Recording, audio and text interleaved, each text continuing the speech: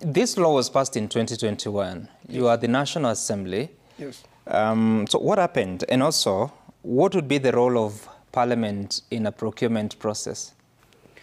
Well, you see, Parliament, finally, even if you do procurement, once you do your investigation, there's a problem, it is Parliament which should investigate. It is, Parliament should be the watchdog for the country. So the moment you do not, you have a law which denies Parliament a role, or the people of Kenya a role to participate in their own activities, in their own taxes, in their own management of day-to-day lives, and then you leave it to Cabinet. You see, that law takes it to Cabinet. Also, Cabinet then has no business in procurement. And therefore, these procurements are being conducted by who? And why is there no, competitiveness? It should be advertised.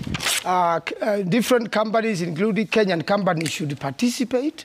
And then there must be a way of making sure that there is no fraud involved, or there are no cartels or unfair advantage to one of these organizations. But what is happening is this is just direct procurement. There's no procurement, in fact.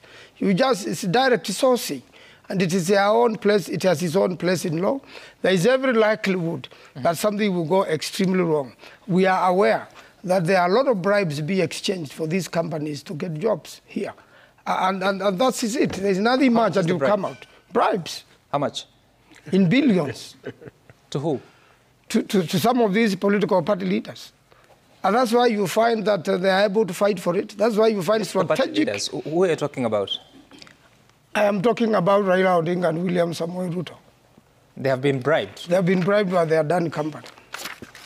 How much? Where was that arrived at? Well, I don't want to give so much details right now. I'll do it at the right forum in the House. We'll also do evidence that actually they received money? There are bribes, and there are brokers involved. So that's why these companies have been given direct procurements. It's not that there are no other better companies in the world who can do a better deal. So if the Ketraco deal is worth 95.6 billion shillings, how much is going to Raila Odinga, how much is going to William Ruto? They know how much they received out of the deal. Sorry? They know how much they received. That's why Opio Wandai is the Minister for Energy. That's why the CS for Energy. It is very well choreographed. He just came in. The process started. Adani is one of the big Indian companies. And Raila Odinga has admitted that he knew these companies up to 2010 when he was Prime Minister. And it was one of the companies sponsoring his campaign so that he becomes president in 2012.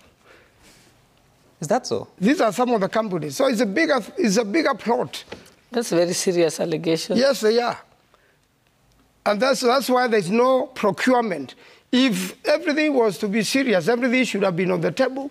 Different companies should have been allowed to compete for the same jobs. How come there are direct procurements? Adani Group was sponsoring Azimio campaigns. No, it wasn't Azimio those days.